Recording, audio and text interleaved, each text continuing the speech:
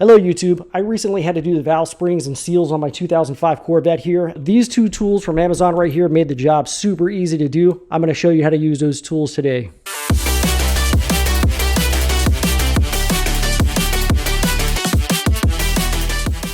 So obviously, before you get started here, what you want to do is get your rocker arms off. Get your air compressor hooked up here. I think I'm running at about 90 PSI, which may be a little bit higher than what you're supposed to run it at. I heard anywhere from 20 to 40 PSI is what you should have it at. But this has been working just fine. Just understand that it is trying to rotate the engine over when it's like this.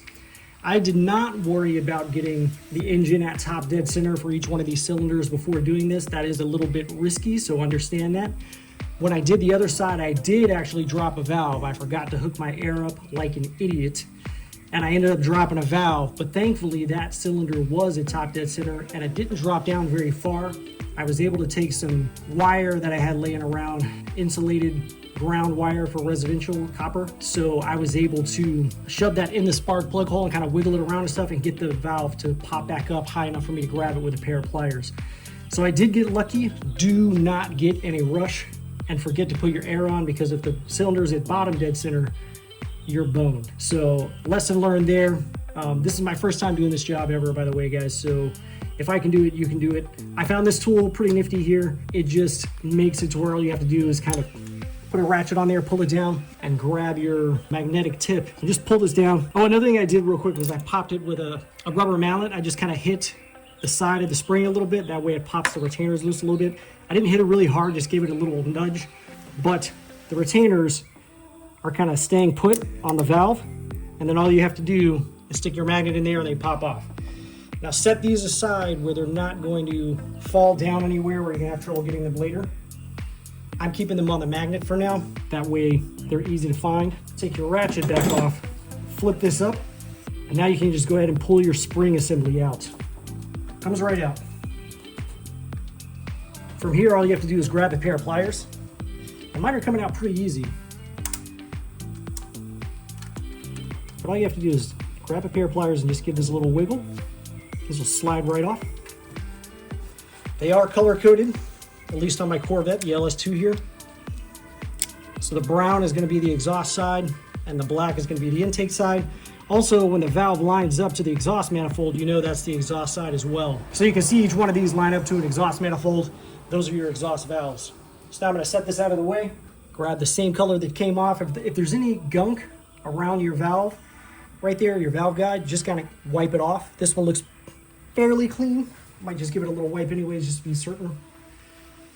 Down around the bottom there, it seems a little dirty. And as you can see, there was a little bit of stuff there. And then I dipped my rag in oil, which is great. Speaking of dipping in oil before you install your new seal, I'm just going to dip the tip that has the rubber part on it into a bit of clean oil. And there is an installation tool here, but I found that all I have to do is give it a good little push like I just did, and it seats right down, no problem. I haven't had to use a tool for that. So now I'm going to grab a new valve spring. Same thing here. I'm going to go ahead and just dip the ends in some fresh clean oil. My oil looks this color because it's royal purple. It's not dirty, I promise. See, it's purple in color, not black. And I'm just gonna drop my spring in place. Obviously, the orientation of the spring is the same as the way it came off. I'm gonna grab the spring cap, put that in place. Now here's where things get just a little bit tricky. So I recommend positioning your valve retainer in your fingers before you get it anywhere near the engine, because you don't want to drop it down in there.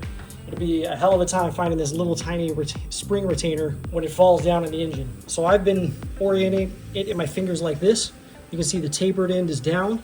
The larger end is going to be facing up. The smaller end is going to be facing in towards the engine. So I'm going to grab it like this. I'm going to grab my wrench again. I'm going to position. Before I start trying to push this down,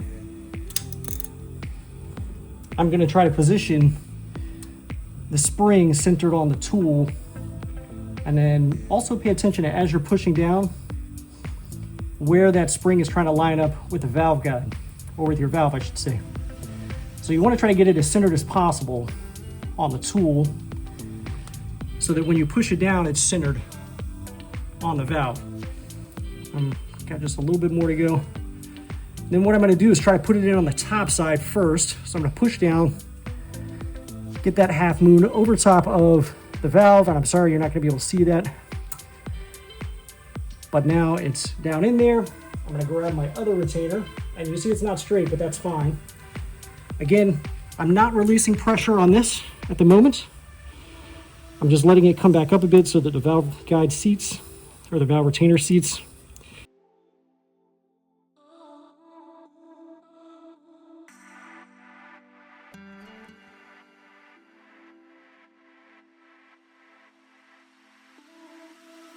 Of course, my AC compressor kicks on as soon as I'm trying to do that. But I did have a little trouble getting it centered, and I had to pop both of the retainers back out, put it back in, but after I got it in, I just kind of gave it a little wiggle to make sure they were seated well, and that's it. I'm gonna go ahead and move on down my drivetrain. So I've put the link to both of these tools down in the description. Make sure you check it out, guys. They are available on Amazon. I do get paid a small commission if you use that link, so be aware of that.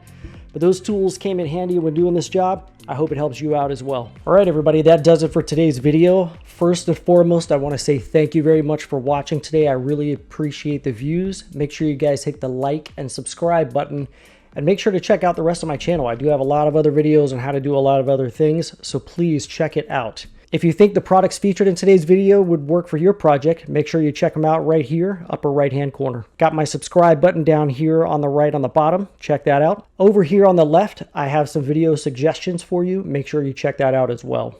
And as always, thank you very much for watching, YouTube.